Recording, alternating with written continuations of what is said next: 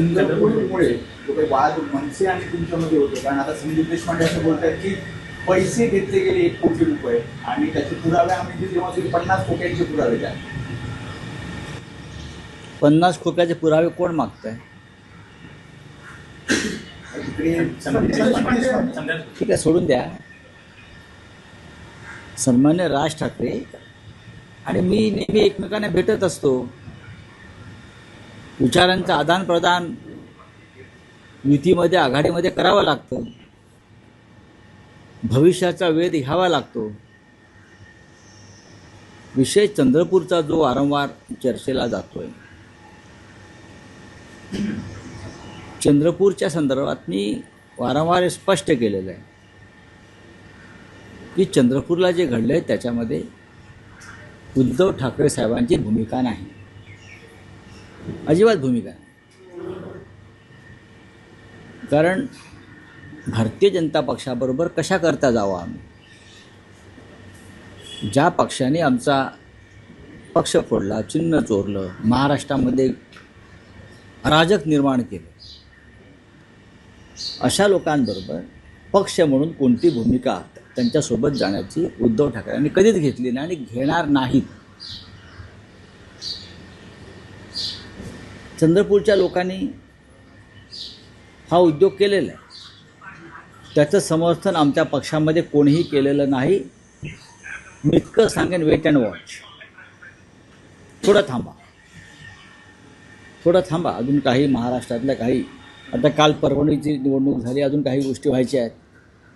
पण पक्षामध्ये या निर्णयाबद्दल कोणीही चंद्रपूरच्या या घडामोडींचं समर्थन करणार नाही, केलं नाही. होईल की ज्यांनी शेण खाल्लेलं आहे अशा प्रकारचं, बरं का, त्यांना जाब नक्की विचारला जाईल, नक्कीच. राऊतसाहेब, तुम्ही म्हणता आहात की समर्थन केलेलं नाही, पण विरोध केला आहे असंही कुठे दिसत? मी करतोय ना. तुम्ही करता आहात, बरोबर आहे, पण मी करतोय ना. उद्धव ठाकरेंची भूमिका आहे की माझ्या परिस्थितीत समर्थन देणार नाही. भारतीय जनता पक्षाबरोबर जाण्याची भूमिका ही शिवसेनेची नाही. कोणी काही म्हणू द्या, हे मी जबाबदारीनं सांगतोय की भारतीय जनता पक्षाबरोबर अशा प्रकारे फुटलोट करण्याचा कोणताही सत्तेसाठी किंवा स्वार्थासाठी ही आमची भूमिका नाही.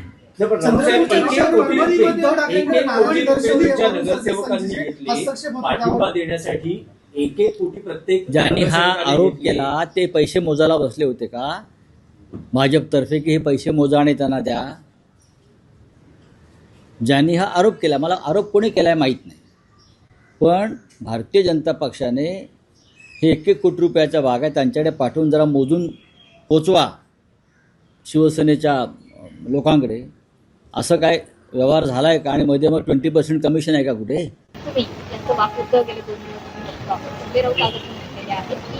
आरोप करताय, तर तुम्हाला अशा प्रकारचे काही मिळाली होती का? काही कमिशन मिळालं होतं? मुळात काय झालंय माहितीये का, मोजायला गेले होते का? मुळात असं झालंय, सुपर प्रवक्त्यांचा प्रॉब्लेम हा झालाय की सुपर प्रवक्त्यांना सुपर उद्धव ठाकरेंची भीती वाटायला लागली आहे का नाव घ्यायला. सुपर उद्धव ठाकरेंनी सगळ्या चंद्रपूरचं कान घडवून आणलं आणि सुपर प्रवक्त्यांना याबद्दल कल्पना सुद्धा नव्हती. त्यामुळे सुपर प्रवक्त्यांनी, आता काय झालंय, सुपर प्रवक्ते काय करतात, आता चंद्रपूरचे नगरसेवक तर गेले. आता लहानपणी जी आपण गोष्ट ऐकलेली, अगं म्हशी मला कुठे नेशी, अशी अवस्था संजय राऊतांची झाली आहे. त्यामुळे असं बोलावं लागतं त्यांना. तो त्यांचा भाग आहे बोलण्याचा, न बोलून सांगतील कोणाला, अशी त्यांची अवस्था झाली आहे. चंद्रपूरच्या बाबतीत त्यांनी शेण खाल्लेलं आहे, त्यांच्यावर कारवाई होईल? काही कारवाई करणार नाही मी 100. आणि मी याच्यावरती जाऊन सांगतो की हे चंद्रपूरचं होणार आहे अशा पद्धतीचं भाजपचं डील हे संजय राऊतांना आधी सुद्धा माहित होतं. त्याच्यात काही सरप्राईज नव्हतं संजय राऊतांना, हे त्यांना माहिती होतं आधी. मग एवढी आतपाकड संजय राऊतांची काय? आता करायचं काय? आता शेवट जे आपण बोललोय त्याच्या विपरीत घडतंय, तर मग मी मारल्यासारखं करतो, तू रडल्यासारखं कर. आणि म्हशीवर बसून अगं म्हशी मला कुठे नेशी अशी अवस्था झाली आहे त्यांची. तुम्ही म्हणताय की सुपर प्रवक्त्यांना सुपर उद्धव ठाकरेंची भीती वाटते. सुपर उद्धव ठाकरे मग नाव का नाही घेत सुपर उद्धव ठाकरेंचं? सुपर उद्धव ठाकरेंचं नाव घोषित करावं सुपर प्रवक्त्यांनी. या सुपर उद्धव ठाकरेंनी हा सगळा निर्णय घडवून आणला. निश्चित. आणि हे सुपर प्रवक्त्यांनाही माहिती आहे. हिंमत असेल तर सुपर प्रवक्त्याने नाव घ्यावं त्यांचं. पण आता म्हशीवर बसून अगं म्हशी मला कुठे नेशी अशी अवस्था चंद्रपूरमध्ये झाली आहे. तुमची car, electric panel, data server आगीपासून सुरक्षित आहे का? नाही? मग आजच बसवा F protect temperature activated fire suppression device. यामध्ये आहे eco friendly non toxic pressurised liquid जे आग लागल्यास क्षणार्धात ऍक्टिव्हेट होऊन आगीवरती मिळवते नियंत्रण. बसवण्यास अतिशय सोपे आणि सुटसुटीत टेकालिपचे एक दर्जेदार उत्पादन एफ प्रोटेक्ट.